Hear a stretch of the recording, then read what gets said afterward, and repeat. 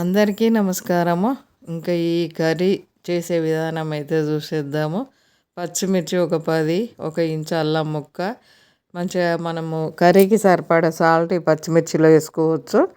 జీలకర్ర ఒక స్పూన్ తీసుకోవాలి, కొంచెం ఆపుకొని మొత్తం జీలకర్ర వేసేసి అలా పేస్ట్ చేసి ఆయిల్ పొయ్యి మీద పెట్టేసుకొని, ఆవాలు అయితే కొన్ని ఎక్కువ వేసుకోవాలి. కొంచెం ఆపిన జీలకర్ర ఇప్పుడు తాలింపుకి వేసేసి అవి వేగిన తర్వాత చిటపట అని వేగినాక పెద్ద ఉల్లిపాయ ఇలా పొడవుగా కట్ చేసి వేసుకోవాలి. ఇది కొంచెం ఆయిల్లో మనం అటు ఇటు అనేసి కరివేపాకు వేసుకోవాలి. ఇంకా ఈ కర్రీ అయితే టేస్ట్ చూసిన తర్వాత మీకు ఎలా వచ్చిందో కామెంట్ పెట్టండి. చాలా టేస్ట్ ఉంటుంది ఈ కర్రీ. చాలా ఫాస్ట్గా అయిపోతుంది, మనకు దీంతో పెద్ద పని ఉండవు. ఈ పచ్చిమిర్చి కారం రెడీగా ఉన్నది కదా, ఇంక ఇది ఆయిల్లో వేసేసి కొంచెం వేగిన తర్వాత మనము కొంచెం వేగనిచ్చేయాలి, టైం పడుతుంది. సాల్ట్ తోటి పచ్చిమిర్చి కారం చేసాం కదా, కొంచెం టైం పడుతుంది. ఇంకా అలా వేగిన తర్వాత మనం పసుపు వేసుకోవాలి. పసుపు వేసేసి అటు ఇటు కలిపేసుకొని, ఇంకా మనము కట్ చేసి పెట్టుకున్న వంకాయలు సాల్ట్ వాటర్లో కట్ చేసి పెట్టేసుకోవాలి. ఇంక ఈ వంకాయలు వేసేసి కొంచెం మగ్గనిచ్చేయాలి. కొంచెం సేపు చిన్న మంటే పెట్టాలి, లాస్ట్లో పెద్ద మంట పెట్టుకోవాలి.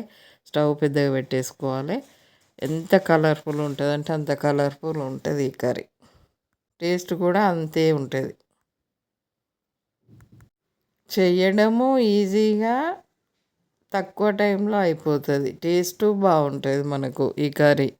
ఇంకా దీంట్లో ఎక్కువ ఏం మసాలాలు అవసరం ఉండదు. ఇంకా ఇది సరిపోతుంది. ఇలా మంచి గ్రీన్ కలర్లో సూపర్ కనబడుతుంది ఈ కర్రీ అయితే. టేస్ట్ కూడా అదిరిపోతుంది. పిల్లలు పెద్దలు అందరు ఇష్టంగా తినేలాగా ఉంటుంది.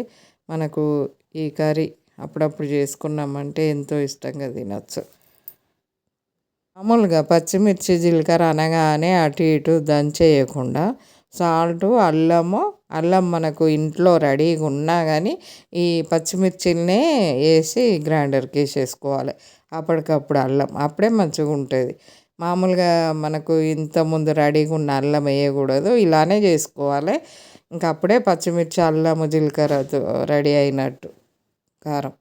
ఫస్ట్కు కొంచెం ధనియా పొడి వేసి కొంచెం పెద్దగా చేసి స్టవ్ దించేసుకోవడమే.